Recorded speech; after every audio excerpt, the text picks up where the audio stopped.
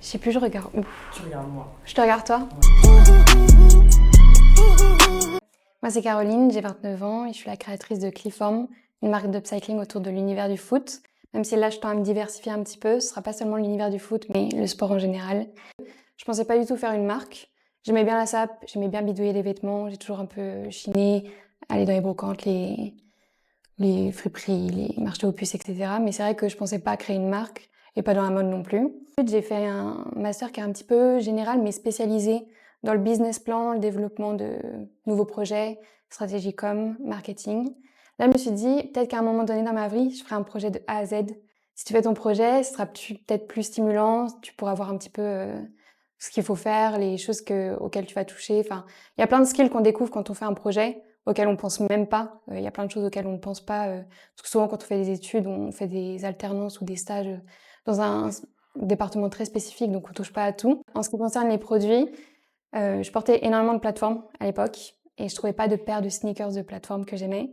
Donc j'étais à l'époque avec quelqu'un qui faisait du foot. On faisait du shopping sur les crampons et je vois des crampons et là je me dis ah j'aime trop les textures, j'aime trop les couleurs. Et je me rappelle lui dire ah t'imagines des crampons à plateforme. Et c'est comme ça un peu qu'est née l'idée. Cliform en soi c'est la fusion de deux mots, clit et plateforme, donc crampons en anglais et plateforme. Et la paire en elle-même c'est vraiment la fusion des deux paires de seconde main également. La première étape c'est un peu comme tout le monde. Je vais collecter des idées, voir un petit peu, enfin m'inspirer de ce qui m'entoure sur Pinterest, plein de choses comme ça. Comme ça, j'ai une idée un petit peu globale de type de pièces que j'aime bien, de jeux de couleurs que j'aime bien, de jeux de matière, de mélange de textures, etc. que j'aime bien. Mais c'est très flou, c'est vraiment une idée très floue. Il n'y a pas encore de croquis, il n'y a pas encore d'idée. C'est vraiment juste, voilà, une idée globale de un esthétique que j'aime bien. Ensuite, c'est pas je crée le croquis et ensuite je vais sourcer. C'est je source d'abord pour voir ce qui est disponible. Parce que souvent selon les pièces, bah, je vais être plus ou moins inspirée. Des fois, il y a des modèles auxquels j'avais pas du tout pensé à la base. Je vois un modèle et je me dis, ah, je pourrais faire ça. Donc voilà. Je vais sourcer d'abord. Ensuite, je vais faire le croquis. Ensuite, j'achète. Et ensuite, je fais des tests. Donc, ouais. Collecter des idées, sourcer, croquis, acheter. Et ensuite, test et finalité, quoi.